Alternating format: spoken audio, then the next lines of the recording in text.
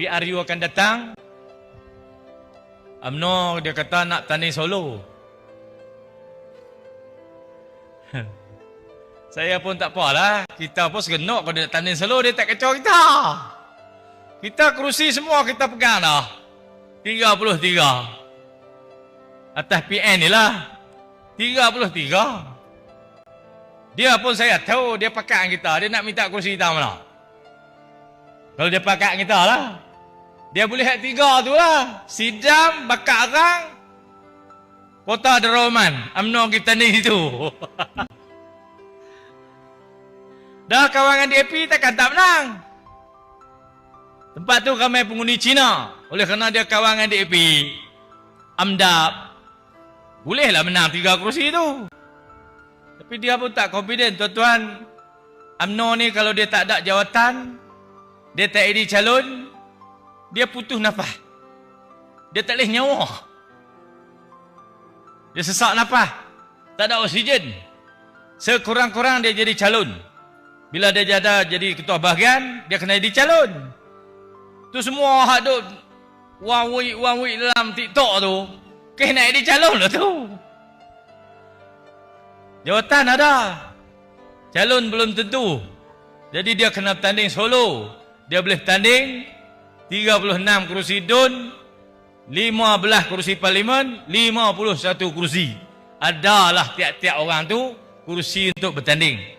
Situlah dia nak bina diri dia, kedudukan dia, nak jadi warlord, nak jadi toke, nak hipun duit, jadi calon dalam UMNO.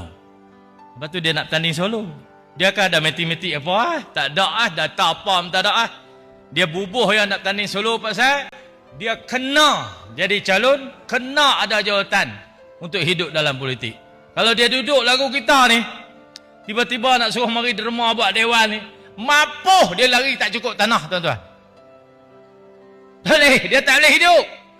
Aku duit apa tak boleh, hampa tak bagi apa aku, tuan-tuan suruh aku derma, hampa nak mampu. Tu bahasa dia. Kita tak ada jawatan apa, tak ada pakai apa projek, tak bisa boleh minta derma bila pun kita bagi. Tu beza PAS dengan UMNO. Tu nak takut ke mana tu? Tak mungkin, tuan-tuan. Tapi demi kita ni selalu bercakap tentang penyatuan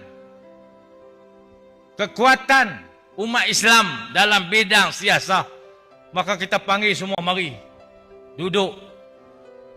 Buat beberapa kali dah, payung besar tak payung besar, dia baru bercakap kemarin ya.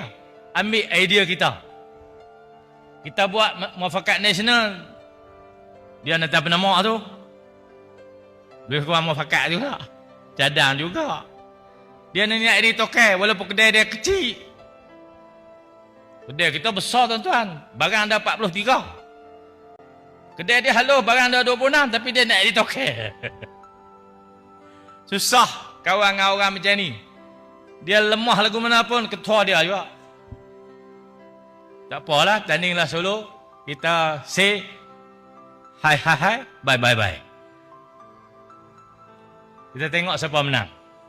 Kalau data, rekod, dia bisa bertanding solo. Kita bertanding solo. Kita menang 15 kerusi. BN menang 3 kerusi. PS menang 18 kerusi. 3 kerusi itu ya dia menang. Sungai Tiang, Guak Cepedak. Satu lagi nu, Monak Baru. Pergi berebut 3 tu. Alih semua PAS. PS ruyuk dah, tuan-tuan. Main pelapik tak boleh, Cak Uban tak boleh, PAM tak boleh. Tak ada dah, habis dah. Hari-hari mengatik PAS. Cerita parti dia tak ada langsung. Ada dia mana cakap pasal parti dia? Parti PAN? Tak ada. Hari-hari mengatik PAS. Gila talak aku ni. Nak masuk PAS klik kat Ina. Itulah hebatnya PAS di Kedah ni. Semua parti bercakap tentang PAS. Tambah Nusi. Tak kira hari-hari buat konten. Tutuh Nusi. Siapa boleh tibai Nusi? Merekah tinggi kan? View ramai. Ligan view, kata kat menerusi. Saya pun tak tengok pun, saya tak tahu apa dia kata kat saya.